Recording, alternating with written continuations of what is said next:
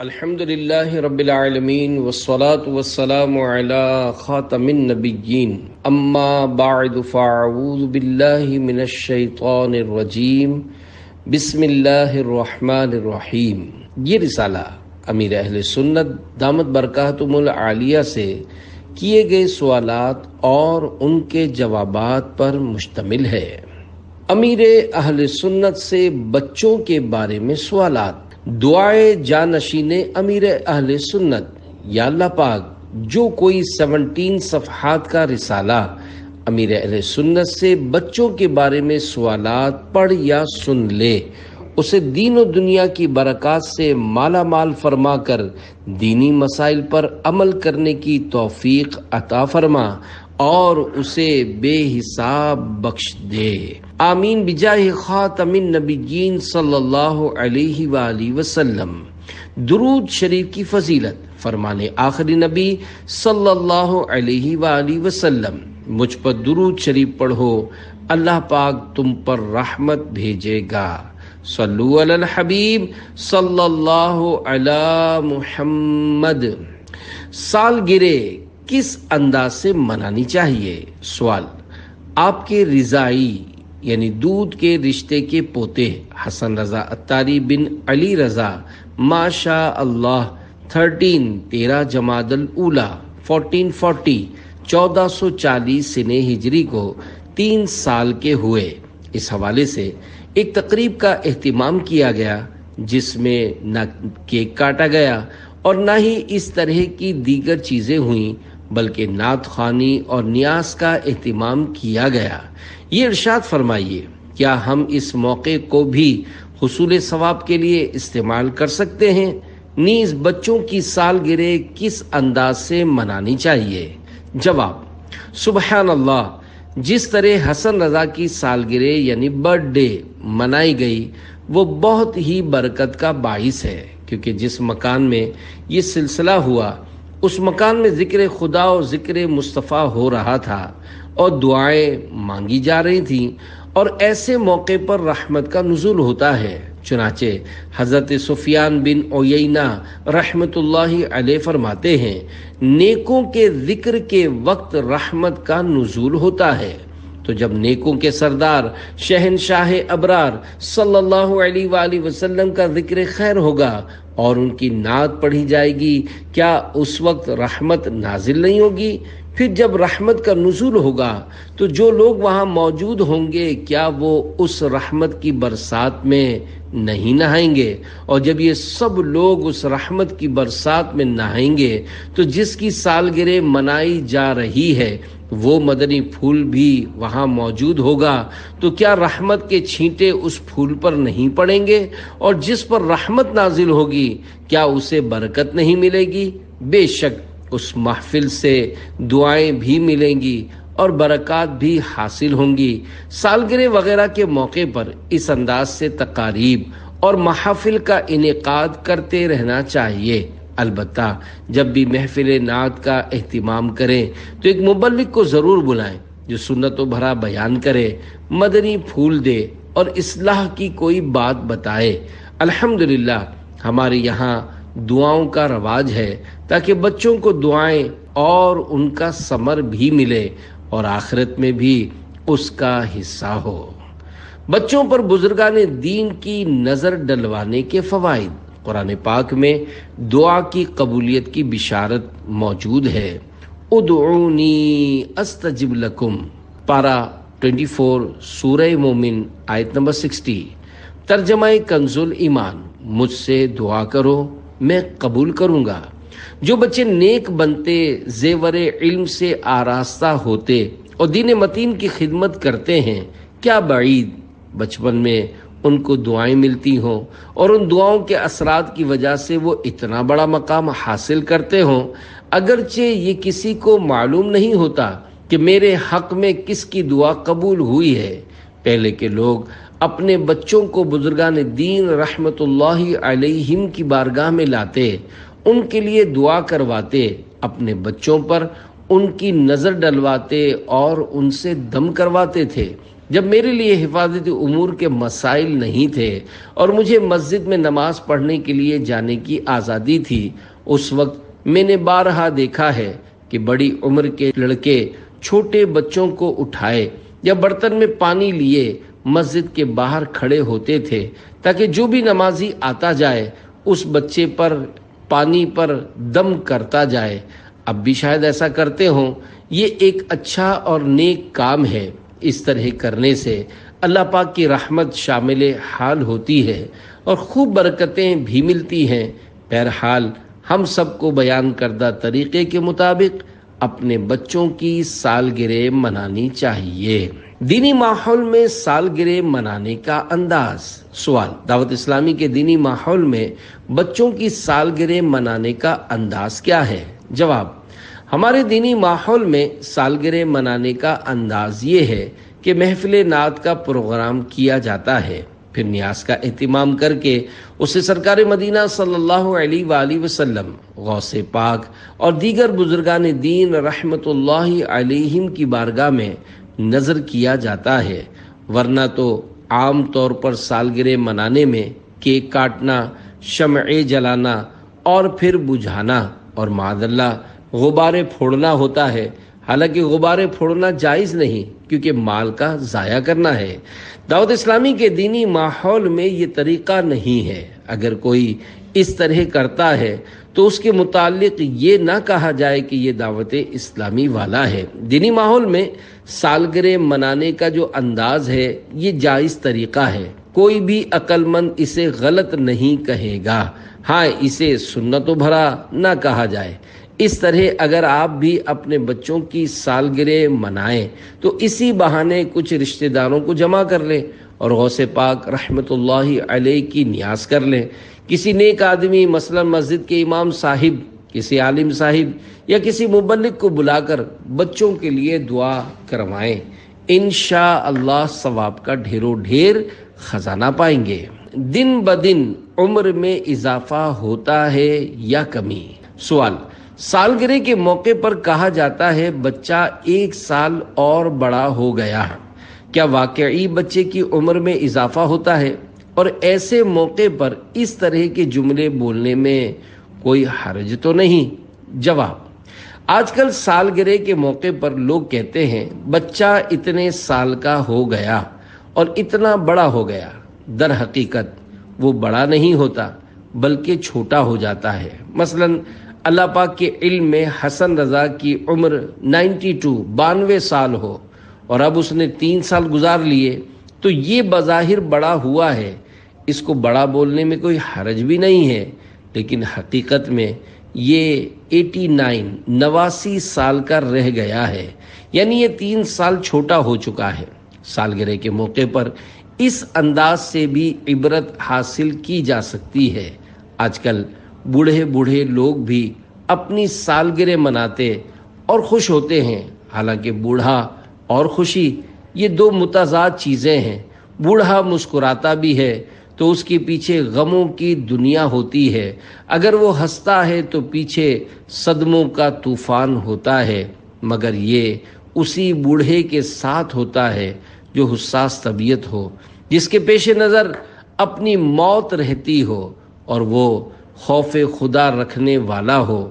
جو بوڑھے لوگ غفلت کا شکار ہوتے ہیں، ایسے بوڑھے میری مراد نہیں ہیں، میں ان کی بات کر رہا ہوں جن کو میری یہ باتیں سمجھ آتی ہیں اور ان کو اس بات کا شعور بھی ہوتا ہے۔ سالگرہ پر غبارے پھوڑنا اور کیک کاٹنا کیسا؟ سوال: سالگرہ پر غبارے پھوڑنا اور کیک کاٹنا کیسا؟ جواب: فی زمانہ تو سالگرہ کے موقع پر لوگوں کا یہی حال ہے کہ خوب قہقہے بلند کرتے، زور زور سے ہیپی برتھ ڈے کہتے ہوئے غبارے پھوڑ رہے ہوتے ہیں۔ حالانکہ غبارہ پھوڑنا اسراف اور ایک فضول چیز ہے، اس میں مال ضائع ہو رہا ہوتا ہے۔ صرف غبارے لگانا ناجائز نہیں بلکہ انہیں پھوڑ کر ضائع کر دینا اسراف ہے، لہذا ایسی رسم شروع ہی نہ کی جائے جس سے مسائل کا سامنا کرنا پڑے۔ ہم لوگ سالگرہ پر نہ تو غبارے لٹکاتے ہیں اور نہ ہی کیک کاٹتے ہیں کہ مجھے یہ پسند نہیں ہے۔ میری سالگرہ یعنی برتھ ڈے 26 رمضان المبارک کو اسلامی بھائی مناتے ہیں، مگر مجھے معلوم ہے کہ اس سے مجھے خوشی ہوتی ہے یا کیا ہوتا ہے۔ من آنم کہ من دانم، یعنی میں اپنے بارے میں جانتا ہوں کہ میں کیا ہوں۔ اس میں بعض اسلامی بھائی کیک کاٹتے ہیں، یہ کیک مجھے بھی ملے ہیں، مگر میں ایسا کرنے والوں کو ہر بار سمجھاتا ہوں کہ اس بار کیک کاٹ لیا مگر آئندہ ایسا نہیں کرنا۔ میں اس طرز عمل کو رواج دینا نہیں چاہتا، کیونکہ سالگرہ کی عام تقاریب میں جب کیک کٹتا ہے تو تالیاں بجتی، ہیپی برتھ ڈے بولتے ہوئے گلے پھاڑے جاتے اور خوب کہے لگا کر ہنسا جا رہا ہوتا ہے۔ یہ نہیں معلوم کہ اس میں کتنی سنتیں چھوٹ رہی ہوتی ہیں۔ پھر ان سب سے بڑھ کر مرد و عورت کا بے پردہ ملنے جلنے اور ساتھ ساتھ تالیاں بجانے کا بھی سلسلہ ہوتا ہے، جبکہ مرد و عورت کا بے پردہ اختلاط اور تالیاں بجانا حرام ہے۔ لہذا کیک کاٹنے اور تالیاں بجانے کے بجائے نعت خوانی کا اہتمام کیا جائے۔ اگر نعت خوانی میں کسی کا دل نہ بھی لگے تو وہ تالیاں بجانے اور اس جیسے دیگر گناہوں سے محفوظ رہے گا۔ اس کے کانوں میں نعت پاک مصطفیٰ رس گھولتی رہے گی، یوں کچھ تو دل میں اترے گا، اس کی برکتیں ملیں گی اور انشاءاللہ رحمت کا وافر حصہ بھی ہاتھ آئے گا۔ علماء و صلحاء کی بارگاہ میں بچوں کو لے جانا مفید ہوتا ہے؟ سوال: امام الحرمین حضرت سیدنا عبد الملک بن عبداللہ جوینی رحمۃ اللہ علیہ، حضرت سیدنا امام محمد غزالی رحمۃ اللہ علیہ کے استاد ہیں۔ انہیں دیکھ کر ہی حضرت سیدنا امام محمد غزالی رحمۃ اللہ علیہ علم دین حاصل کرنے کی طرف مائل ہوئے تھے۔ یہ فرماتے ہیں، مجھے جو مقام و مرتبہ ملا اس کا ظاہری سبب یہ ہے کہ میرے والد مجھے علماء اور صلحاء کی بارگاہ میں لے جایا کرتے تھے اور ان سے میرے لیے دعائیں کروایا کرتے تھے۔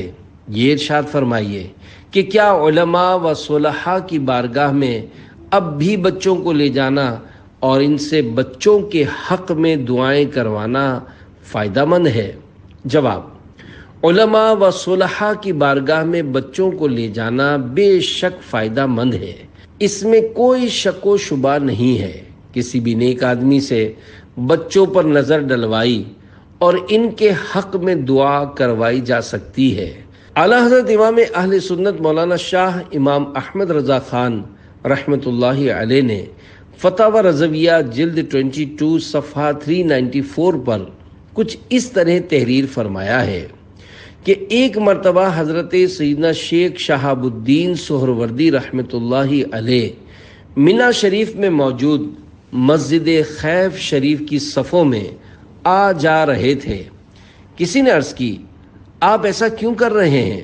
ارشاد فرمایا، میں اس لیے یہ کر رہا ہوں کہ اللہ پاک کے کچھ بندے ایسے ہیں کہ جب ان کی نگاہ کسی پر پڑ جاتی ہے تو اسے ہمیشہ کی سعادت عطا فرما دیتی ہے۔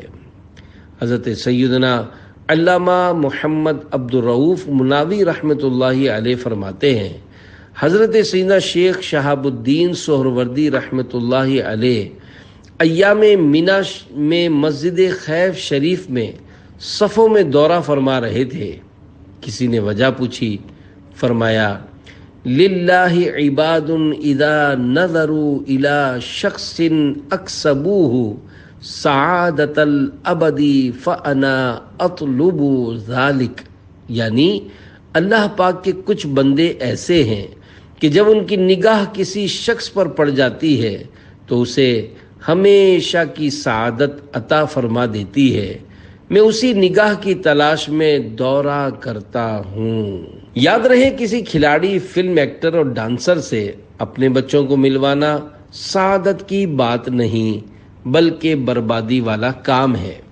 اگر کوئی شخص نیکیوں کے حوالے سے مشہور نہیں مگر وہ نمازی ہے، داڑھی والا ہے، امامہ شریف سجاتا یا ٹوپی پہنتا ہے تو یوں دیکھ کر عام طور پر اندازہ ہو جاتا ہے تو اس طرح کا اگر کوئی نیک بندہ ہو تو اس کے پاس اپنے بچوں کو نظر ڈلوانے کے لیے لے جائیں، بھلے دم نہ بھی کروائیں، صرف اس کے سامنے بچوں کو کھڑا کر دیں یا اس کے ہاتھ میں دے دیں تو اس کی نیک نظر پڑ گئی اور اس نے بچوں کو اٹھا کر چوم لیا تو مدینہ مدینہ ہو جائے گا۔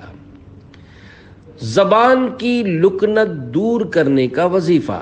سوال: جس کی زبان بات کرتے کرتے اٹکتی ہو اس کے لیے روحانی وظیفہ عطا فرما دیجیے۔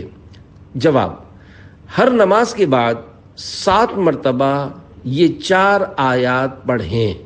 اگر 7 بار نہیں پڑھ سکتے تو ایک ہی بار پڑھ لیا کریں۔ رب اشرح لی صدری ویسر لی امری واحلل عقدۃ من لسانی یفقہوا قولی۔ ترجمہ کنز الایمان: اے میرے رب، میرے لیے میرا سینہ کھول دے اور میرے لیے میرا کام آسان کر اور میری زبان کی گرہ کھول دے کہ وہ میری بات سمجھیں۔ پہلی آیت کے شروع میں لفظ قولا ہے۔ وظیفہ کرتے ہوئے اس لفظ کو نہیں پڑھنا۔ اگر پڑھا تو یہ حضرت سیدنا موسیٰ کلیم اللہ علیہ السلام کے قول کی حکایت ہو جائے گی کہ یہ ان کی دعا ہے۔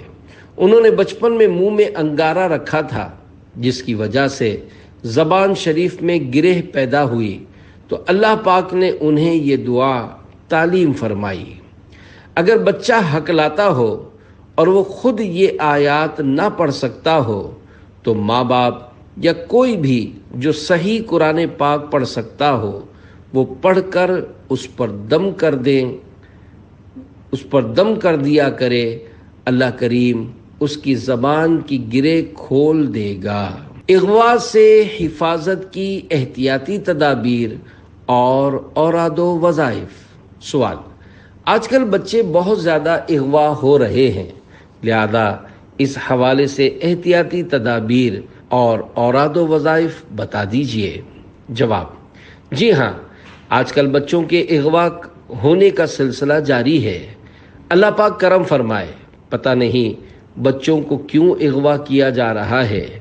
مجھے صوتی پیغام آڈیو میسج کے ذریعے ایک اسلامی بھائی نے بتایا کہ حال ہی میں زمزم نگر حیدرآباد میں ایک 6 سالہ بچی کو اغوا کیا گیا اور پھر دوسرے دن اس کی لاش بوری میں بند ٹکڑوں کی صورت میں کچرا کنڈی کے ڈھیر سے ملی۔ بیچاری 6 سالہ بچی کو اس طرح بے دردی کے ساتھ شہید کر کے کچرا کنڈی پر ڈال دینا سمجھ سے باہر ہے۔ عموماً دشمنی اور خاندانی مسائل کی بنا پر لوگ اس طرح کی وارداتیں کرتے ہیں۔ اس واقعے میں بیچاری بچی کے ماں باپ کے لیے بڑے صدمے کی بات ہے۔ اللہ پاک انہیں صبر عطا فرمائے۔ اسی طرح تاوان کی رقمیں وصول کرنے کے لیے جب کسی کے بچے کو اٹھایا جاتا ہوگا تو اس کے پورے خاندان، کنبے اور قبیلے کی نیند اڑ جاتی ہوگی۔ ظاہر ہے بچوں کے اغوا کی وارداتیں کرنے والے مدنی چینل نہیں دیکھتے ہوں گے، کیونکہ اگر دیکھتے تو پھر اس طرح کے کام نہ کرتے۔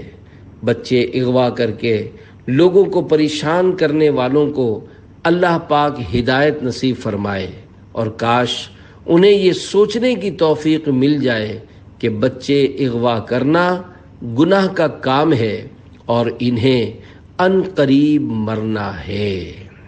بچوں کو تنہا نہ چھوڑا جائے۔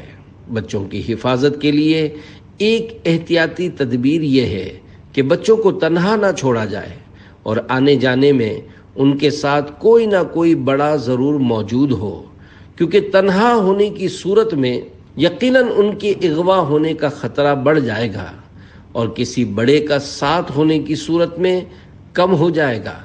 نیز بچوں کو یہ تربیت بھی دی جائے کہ انہیں جب کوئی پکڑنا چاہے تو وہ رونا دھونا اور چیخو پکار شروع کر دیں، تاکہ اغوا کرنے والے اس خوف سے گھبرا کر بھاگ جائیں کہ لوگ اکٹھے ہو کر انہیں کہیں پکڑ نہ لیں۔ بچوں کا یہ ذہن بھی بنایا جائے کہ کوئی کتنا ہی لالچ دے، ٹافیاں اور کھلونے دکھائے، مگر وہ اس کے ساتھ نہ جائیں۔ ہمیں گھر میں شروع سے ہی یہ تعلیم و تربیت دی گئی کہ کوئی پیسہ یا کوئی اور چیز دے، بلکہ میری والدہ تو یہاں تک کہتی تھیں کہ اگر کوئی سونے کا ڈھیر بھی تمہارے سامنے کر دے تب بھی اس کے پاس نہیں جانا۔ بچوں کی حفاظت کا وظیفہ۔ بچوں کی حفاظت کا وظیفہ یہ ہے کہ اول و آخر ایک بار درود شریف اور 11 بار یا حافظو یا حفیظو پڑھ کر اگر بچوں پر دم کر دیا جائے تو حفاظت کا حصار مل جائے گا اور انشاءاللہ کوئی انہیں اغوا نہیں کر پائے گا۔ الحمدللہ مجلس روحانی علاج کے تحت ملک و بیرون ملک سینکڑوں بلکہ ہزاروں بستے قائم ہیں اور عالمی مدنی مرکز فیضان مدینہ کراچی میں بھی بستہ قائم ہے، لہذا تعویذات عطاریہ کے بستوں سے حفاظت کا تعویذ حاصل کر کے بچوں کو پہنا دیا جائے تاکہ اگر کوئی انہیں اغوا کرنا چاہے تو اس وقت انہیں چیخ و پکار یاد آ جائے اور وہ چیخنا پکارنا شروع کر دیں، یا اللہ پاک ان کی مدد کے لیے کسی کو بھیج دے اور اغوا کرنے والے اسے دیکھ کر بھاگ جائیں، یا اغوا کرنے کے لیے جب وہ بچوں کی طرف ہاتھ بڑھائیں تو ان پر خوف طاری ہو جائے اور وہ الٹے پاؤں بھاگ کھڑے ہوں، تو تعویذ کی برکت سے اللہ پاک کی طرف سے اس طرح کے اسباب پیدا ہو سکتے ہیں اور یوں تعویذ کے ذریعے بچوں کی حفاظت کی صورت بن سکتی ہے۔ بڑوں کی حفاظت کا وظیفہ۔ بڑوں کے لیے حفاظت کا وظیفہ یہ ہے کہ جب وہ وضو کریں تو ہر عضو دھوتے وقت ایک بار یا قادرو پڑھ لیا کریں۔ مثلا جب وضو شروع کریں تو سیدھا اور الٹا ہاتھ دھوتے وقت ایک بار یا قادرو پڑھ لیں۔ اس طرح جب ایک بار کلی کر لیں تو دوسری بار کلی کرنے سے پہلے ایک بار یا قادرو پڑھ لیں۔ پھر جب ایک بار ناک میں پانی چڑھا لیں تو اب رک جائیں اور ایک بار یا قادرو پڑھ کر مزید 2 بار ناک میں پانی چڑھا لیں۔ اسی طرح ہر عضو دھوتے وقت اور سر کا مسح کرتے وقت ایک بار یا قادرو پڑھ لیں۔ اس کے ساتھ ساتھ دعائیں بھی پڑھائی جا سکتی ہیں، مگر دعاؤں کی جگہ درود شریف پڑھنا افضل ہے، لہذا درود شریف پڑھ لیا جائے۔ اگر لوگ اس طرح احتیاطیں برتیں گے اور اوراد و وظائف پڑھیں گے تو انشاءاللہ بہتریاں آئیں گی۔ بیسن پر وضو کرتے ہوئے یا قادرو پڑھنا کیسا؟ سوال: کیا واش روم میں بیسن پر وضو کرتے ہوئے بھی یا قادرو پڑھ سکتے ہیں؟ جواب: آج کل پیسے والے لوگوں کے گھروں میں آسائشوں کا پورا انتظام ہوتا ہے اور زبردست ڈیکوریشن ہوتی ہے۔ اسی طرح متوسط یعنی درمیانے طبقے کے لوگوں اور جو صرف نام کے غریب ہوتے ہیں ان کے گھروں میں بھی ڈیکوریشن اور سجاوٹیں ہوتی ہیں، مگر وضو خانہ نہیں ہوتا۔ دعوت اسلامی کے دینی ماحول سے وابستہ لوگوں میں سے بھی کسی کے گھر وضو خانے کا اہتمام ہوتا ہے، حالانکہ گھروں میں وضو خانہ بنانے کی بارہا ترغیب دلائی گئی ہے اور رہنمائی کے لیے مکتبۃ المدینہ کے شائع کردہ وضو کا طریقہ نامی رسالے میں وضو خانے کا نقشہ بھی چھاپا گیا ہے۔ عام طور پر گھروں میں بیسن پر وضو کیا جاتا ہے اور بیسن واش روم کے ساتھ بنا ہوتا ہے۔ یاد رکھیے، اگر بیسن واش روم کے ساتھ بنا ہوا ہو تو وضو کرتے ہوئے یا قادرو اور وضو کرنے سے پہلے بسم اللہ نہیں پڑھ سکتے، چونکہ وضو سے پہلے بسم اللہ پڑھنا مستحب ہے اور فقط اللہ پاک کا نام لینا سنت مؤکدہ ہے۔ اس لیے واش روم میں لگے ہوئے بیسن پر وضو کرنے کے باعث اگر اسے چھوڑنے کی عادت بنائیں گے تو گناہ گار ہو جائیں گے، لہذا ایسی صورت میں بسم اللہ پڑھنے کے لیے واش روم سے باہر نکلنا ضروری ہو جائے گا۔ WC اور بیسن دونوں کو الگ الگ کیجیے۔ اگر واش روم کا احاطہ بڑا ہو تو WC یا کموڈ کو سلائیڈنگ ڈور یا گلاس یعنی شیشہ لگا کر اس طرح کور کر لیں کہ یہ دیکھنے میں الگ لگے، تو اس صورت میں بیسن پر وضو کرتے ہوئے یا قادرو اور بسم اللہ پڑھنے میں حرج نہیں۔ یاد رہے، خالی پلاسٹک کا پردہ لگا کر WC یا کموڈ کو کور کرنے سے کام نہیں چلے گا، بلکہ اس کے لیے کسی سالڈ چیز مثلا لکڑی، سیمنٹ، ایلومینیم یا ہارڈ بورڈ کی دیواریں لگا کر کور کرنا ضروری ہے۔ میں نے اپنے گھر کے واش روم میں اور فیضان مدینہ میں اپنے زیر استعمال واش روم میں WC کو اسی طرح کور کیا ہوا ہے۔ مجھے کبھی کبھار جب ارب پتی لوگوں کے گھروں میں جانے کا اتفاق ہوتا ہے تو وضو کرنے میں مزہ نہیں آتا، کیونکہ بیسن پر کھڑے کھڑے وضو کرنا پڑتا ہے۔ جب گھروں میں بیسن پر وضو کرنا پڑتا ہے، یا تو ان گھروں میں بڑے بوڑھے نہیں ہوتے ہوں گے یا پھر بیچارے کھڑے کھڑے وضو کرتے ہوں گے، جس کے باعث بیچاروں کی ٹانگوں میں درد ہو جاتا ہوگا اور بسا اوقات وہ گر بھی پڑتے ہوں گے۔ خیال رہے کہ جب بوڑھا آدمی گرتا ہے تو اگر اس کی کسی نازک جگہ پر چوٹ آ جائے یا پھر ہڈیاں ٹوٹ جائیں تو وہ اٹھ نہیں سکتا، بلکہ اسے کندھے پر اٹھا کر لے جانا پڑتا ہے، اور پھر بیچارے کو تکلیفیں اٹھا کر زندگی کے 2 سال پورے کرنے پڑتے ہیں، کیونکہ کمزور ہونے کے باعث ہڈیاں آسانی سے جڑتی نہیں ہیں۔ آج کل گھروں میں لوگ طرح طرح کی آسائشیں، سوئمنگ پول اور حوض بناتے ہیں، مگر وضو خانہ بنانے کے لیے ان کے پاس 2 گز جگہ نہیں ہوتی۔ اپنے گھروں میں ایسی جگہ کہ جہاں وضو کرنے میں سستی نہ ہو، مسجد کے وضو خانے کی طرح ایک وضو خانہ بنائیے اور اس میں 1 یا 2 نل لگائیے۔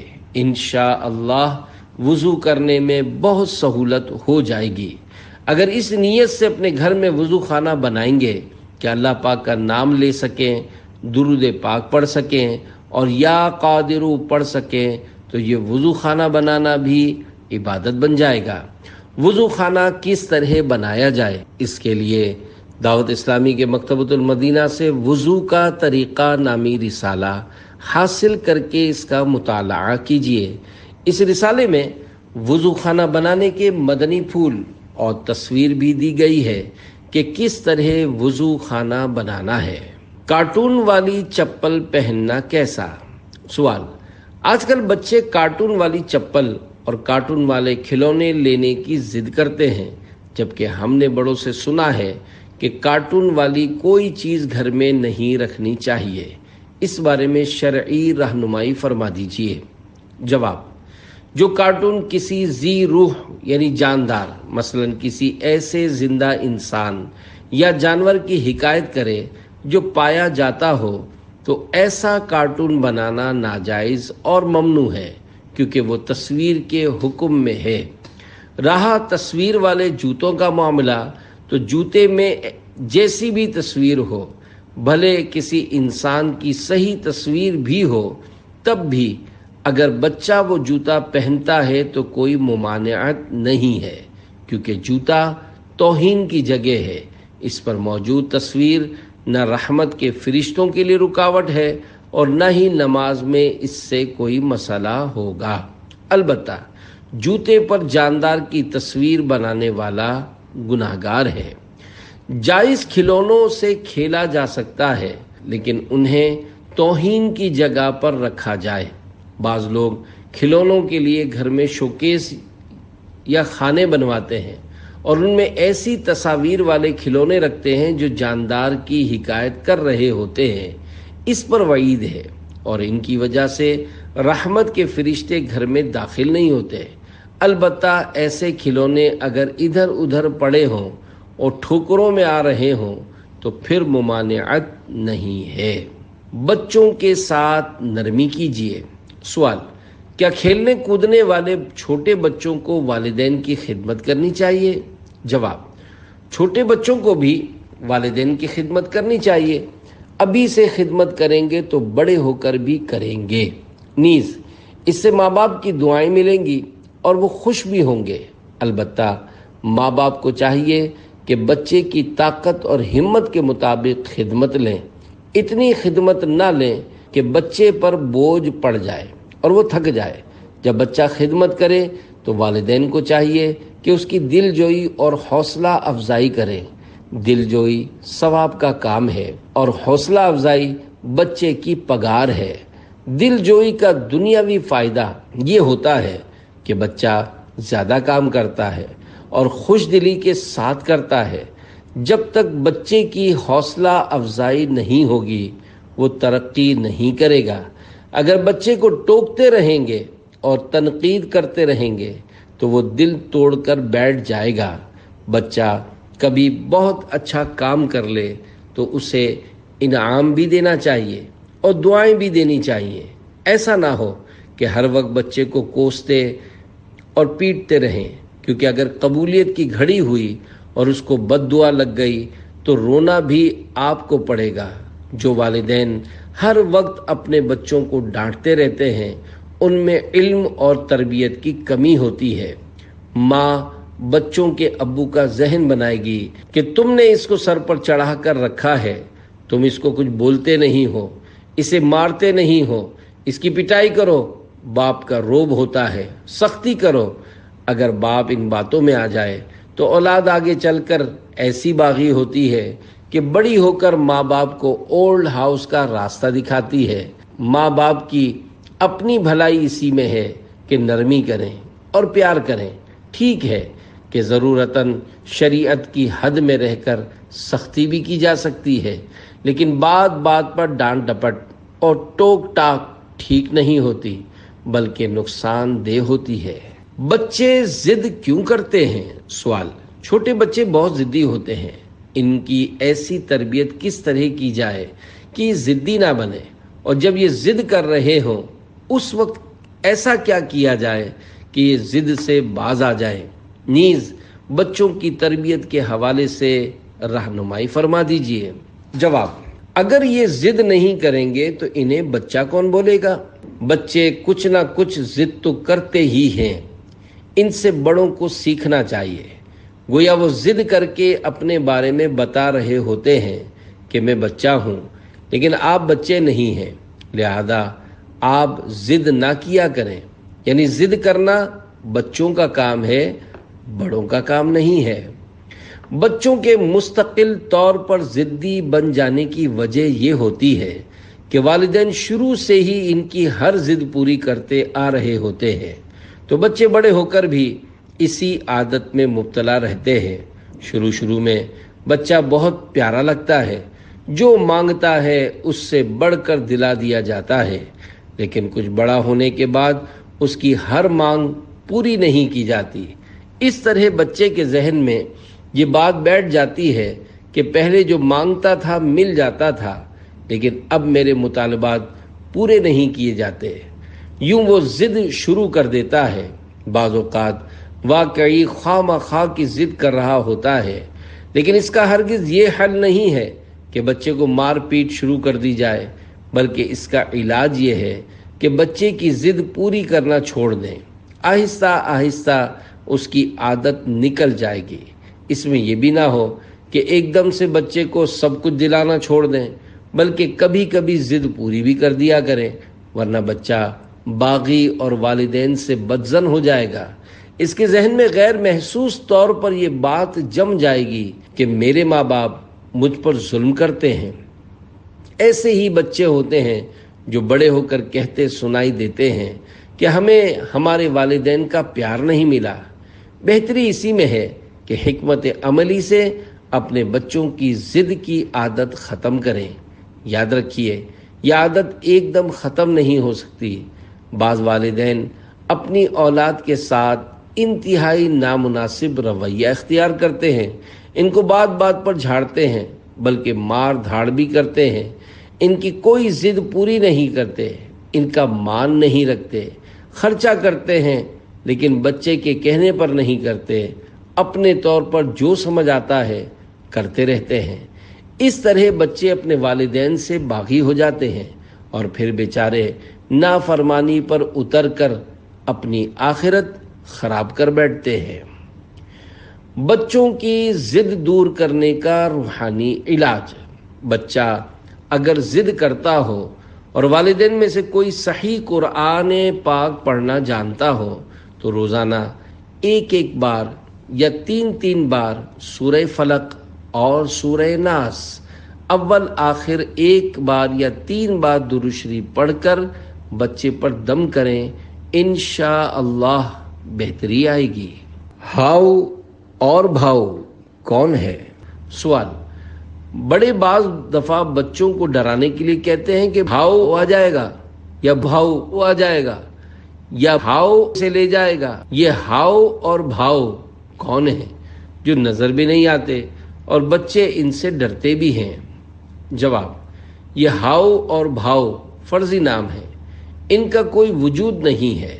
بچوں کو اس طرح بولنا کہ بھاؤ آ جائے گا، تجھے لے جائے گا یا تجھے فقیر لے جائے گا، وہ دیکھو بھاؤ بعض صورتوں میں جھوٹ بھی ہوتا ہے اور ماں باپ کے نامہ اعمال میں گناہ لکھا جاتا ہے۔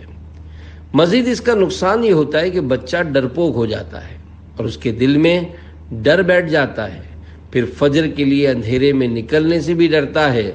بچوں کو بہادر بنانا چاہیے، ڈرپوک نہیں بنانا چاہیے۔ بعض اوقات ماں باپ بچے سے کہتے ہیں کہ تمہیں کھلونا لا کر دیں گے، بسکٹ دیں گے، چاکلیٹ دیں گے، یہ دیں گے اور وہ دیں گے، اور نیت یہ ہوتی ہے کہ صرف بہلا رہے ہیں، لا کر نہیں دیں گے۔ اس طرح جھوٹ نہیں بولنا چاہیے۔ اللہ پاک ہم سب کو سچا کر دے۔ بغیر اجازت ابو کی بائک چلانا کیسا؟ سوال۔ بعض بچے بغیر پوچھے اپنے ابو کی بائک چلاتے ہیں اور خاموشی سے آ کر کھڑی کر دیتے ہیں، ایسا کرنا کیسا؟ جواب: اس میں 3 غلطیاں سامنے آ رہی ہیں۔ ایک تو یہ کہ ابو کی اجازت کے بغیر بائک لی، ظاہر ہے کہ اس میں ان کی رضامندی نہیں ہوگی اور انہیں پتہ چلے گا تو ناراض بھی ہوں گے۔ دوسری غلطی یہ کہ بغیر لائسنس گاڑی چلائی، جبکہ تیسری غلطی یہ کی کہ چھوٹی عمر میں گاڑی چلائی، کیونکہ 18 سال سے کم عمر بچوں کو گاڑی چلانا منع ہے۔ ایکسیڈنٹ کا زیادہ خطرہ ہوتا ہے اور 18 سال سے کم عمر بچوں کا لائسنس بھی نہیں بنتا۔ بغیر اجازت اور وہ بھی چھوٹی عمر میں گاڑی نہیں چلانی چاہیے، کیونکہ اس میں جان کا خطرہ بھی ہے اور گاڑی ٹوٹ پھوٹ کا شکار ہو سکتی ہے، جس میں ابو کا نقصان ہے۔ اگر کسی کو ٹکر مار دی یا کسی کا نقصان کر دیا تو پھر کیس ہو جائے گا، اور کراچی میں تو بچوں کی بھی جیل ہے۔ ایسا کرنے پر بچہ چھوٹ کر نہیں جا سکے گا اور اسے جیل میں ڈال دیا جائے گا۔ پھر امی ابو اور خاندان والے الگ پریشان ہوں گے، رونے دھونے کا بھی کوئی فائدہ نہیں ہوگا اور جیل سے جانے نہیں دیا جائے گا۔ ان سب چیزوں میں نہ جانے کتنا پیسہ بھی خرچ ہو جائے گا، اس لیے خوب احتیاط کرنی ہے اور ملک و شریعت کا قانون بھی نہیں چھوڑنا۔ بچوں کو بھی دوسروں کو سلام کرنا چاہیے۔ سوال۔ بعض بچے سلام کرنے میں شرماتے ہیں، ہمیں کس کس کو سلام کرنا چاہیے؟ جواب: بچوں کو بھی سلام کرنا چاہیے تاکہ عادت پڑے۔ جو بھی بڑے ہیں جیسے امی ابو باجی بھائی چاچو انکل آنٹی اور پڑوس میں رہنے والے، بلکہ جو بھی مسلمان ہیں، انہیں آمنا سامنا ہونے پر یا موقع ملنے پر سلام کرنا چاہیے۔ کوئی گھر آئے تو سلام کریں، کسی کے گھر جائیں تو سلام کریں۔ ابھی سے عادت ڈالیں گے تو انشاءاللہ الکریم آگے چل کر یہ عادت کام آئے گی۔ فرمانے امیر اہل سنت دامت برکاتہم العالیہ: بچوں، بوڑھوں اور مریضوں کو پیار دیجیے۔